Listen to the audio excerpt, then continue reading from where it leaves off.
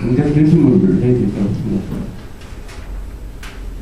이런 일이 있으려면 제일 한나라당이 중도 좌파, 한나라당 보수 우파가 아닙니다. 한나라당을 보수 우파 정당이라고 뭐 기리상 불러줍니다. 본인이 우리를 보수라고 부르지 말고 우리를 우파라고 부르지 말라고 하는데 왜 자꾸 보수 우파라고 불러주는지 그것도 잘 모르겠어요. 아니 본인들은 중도 정당으로 불러주려고 하는 거 아닙니까? 그러면 한나라당은 중도 정당이라고 불러야지. 보수 세력이 왜 한나라당은 중도 정당이라고 부르지 않고 보수 정당이라고 부르냐. 난 그 이해하기 힘들어요. 본인이 그렇게 부르는 시민기를 내는데 또 하는 행동이 보수적이지 않는데 왜 보수 정당이라고 부르죠? 그러면은 60%의 정서를 대표하는 정당은 없다는 겁니다. 없으면 만들어야죠. 60%의 제대로 된 국민들이 있는데 그 사람을 대표하는 정당이 있습니다. 정당을 만들어야 됩니다. 그 정당이 한나라당을 대체할지 견제할지 모르겠지만 정당을 만드는 운동을 해야 된다. 정통 보수 정당을 만드는 운동입니다. 이게 가장 합리적인 답입니다. 두 번째 방법은 지금 한나라당을 바꾸는 운동입니다. 어떻게 바꾸느냐. 바깥에서 한나라당 요새 바깥에서 애국운동 세력이 하고 있는 일을 보면 한나라당이 해야 할 일을 대신하는 경우가 많습니다. 그런데 한나라당이 자기들의 일을 대신해 준다고 애국단체 사람들한테 고마움 표시하지 않습니다. 참석도 하지 않아요. 아무런 인간적인 의리관계가 형성되지 않았습니다. 그거는 뭐냐? 한나라당이 그건 하고 싫다는 거예요. 싫다. 그래도 하는 것은 애국운동세는 한나라당 때문에 하는 것이 아니고 우리가 국가를 위해서 한다 해가지고 그런 배신감을 딛고 하긴 합니다. 하기는 해요. 그럼 이 한나라당을 바꾸는 방법은 뭐냐? 바깥에서 한나라당 보고 바꾸라 한다고 해가지고 바뀌겠느냐? 낙선운동 정도는 해야겠죠. 아니면은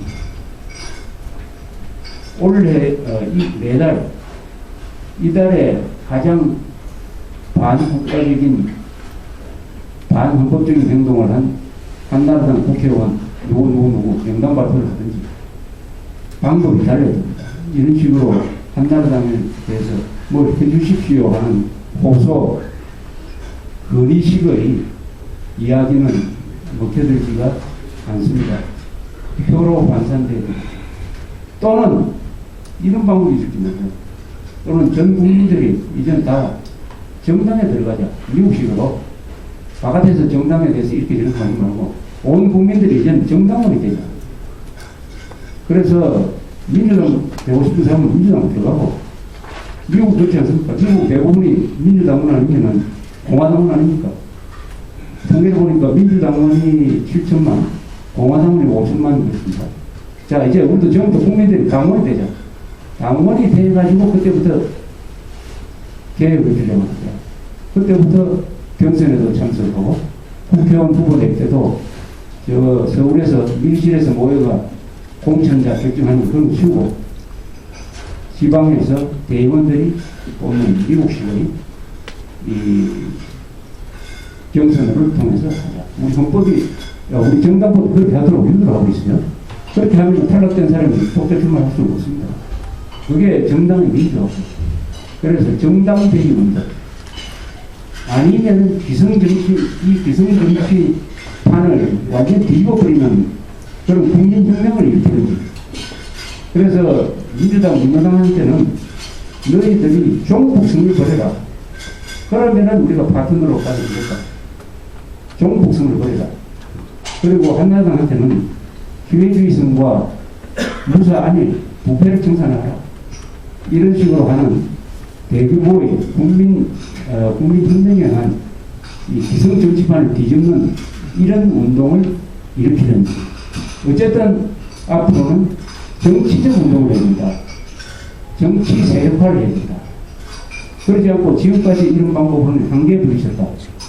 지난 10년 동안에 애국운동하는 사람들 얼굴이 똑같다. 넌 말은 10년만큼 노쇠했다. 한국의 보수들이 노쇠했다. 교육 기능이 아직도 거의 존재하지 않는다. 교육 기능이 없기 때문에 젊은 사람을 보수 세력으로 끌어들일 수가 없다 하는 운동은 이래서도 끝난다. 행사 조직입니다. 왜 고발을 하지 않느냐. 법법자들은 전부 좌익들인데 좌익들 고발하는 운동이 이렇게 조직적으로 이루어지지 않는 것은 여기에 법조인들이 참여하지 않기 때문입니다. 즉 전문인들 그리고 멘탈 있는 사람들, 젊은 사람들, 직장에 다니는 사람들 그리고 대학교 이쪽으로 진출을 해가지고 하나의 정치 세력을 만들어가서 그걸 선거에 영향을 끼치도록 하는 이런 방법을 하려면 이제는 보수 세력의 정치와 보수의 정치 세력화만이 이런 망국적인 이 젊은 층을 교정할 수 있는 대답이 유일한 대안이 아니겠느냐. 유일한 대안이 아니냐. 지금 시간이 없다. 50세 이상이 점점 숫자는 많아지지만 최근 중원되는 50대는 386 비슷한 생각을 가진 사람들이 많을 것입니다. 이것을 해결할 수 있는 방법은 어느 한 방에 해결되는 건 아니다.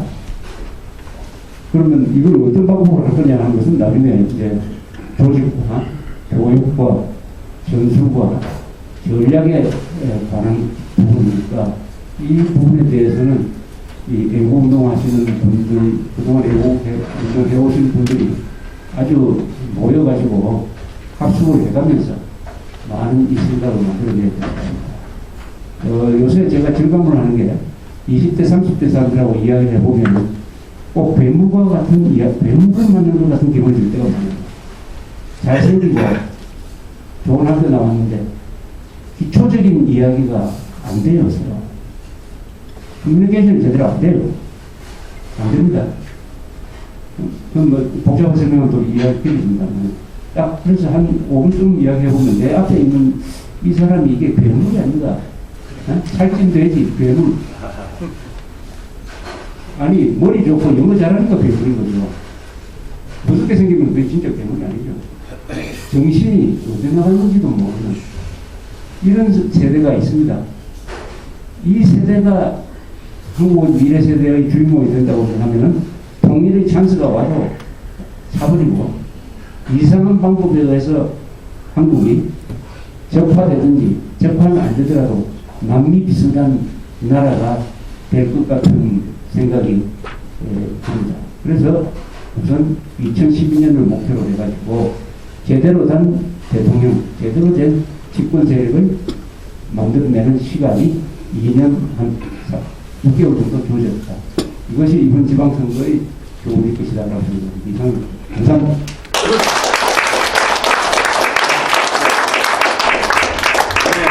오늘 2012년을 겨냥한 우리의 중차대한 과제에 대해서 분석과 정밀한 검토를 해주셨습니다. 질문 있으신 분